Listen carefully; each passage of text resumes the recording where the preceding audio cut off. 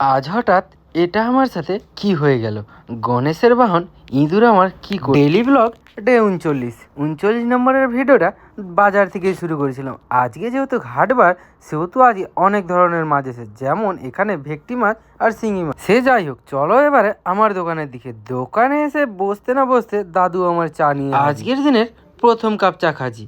তখন সময় প্রায় 8টা। আজকে অ্যাকচুয়ালি বাড়ি থেকে যেহেতু এসেছি, সেহেতু আজকে দোকান খুলে রেডি করতে করতে প্রায় 8টা। হঠাৎ দেখে চোখে পড়লো জেসিবি দিয়ে খাল বাঁধা চলছে, কারণ আগের বছর খালটা পুরোটা না খোলা হয়, এবছর আবার খোলা হবে। আজ আমার দোকানটা কিছুটা এমন লাগছিল, যেহেতু আজকে মাল করতে। তখন সময় প্রায় 12টা। বাজার আর সাথে মাংস নিয়ে চলে এলাম বাড়ি। তোমরা তো ভালো করে জানো, বাড়িতে যদি মাংস হয়, মাংসটা অ্যাকচুয়ালি আমিই রান্না করি। আর কথা মতো আমি আজকে লেগে পড়েছিলাম রান্না করার জন্য। আর রান্না করা শেষ হওয়া মাত্রই বসে পড়লাম ভাতের থালা নিয়ে। আজকের আইটেমটা ঠিক কিছুটা এমন ছিল।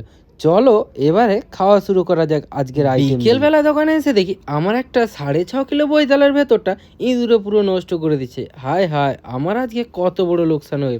তারপরে দেখি আরো একটা গোটা পাতাকপিও খেয়ে নষ্ট করে। যাই হোক, ওরা নষ্ট করতে থাকবে, আমাকে দোকান চালাতে হবে। আজকের মতো এতটাই। আজকের মতো বাই।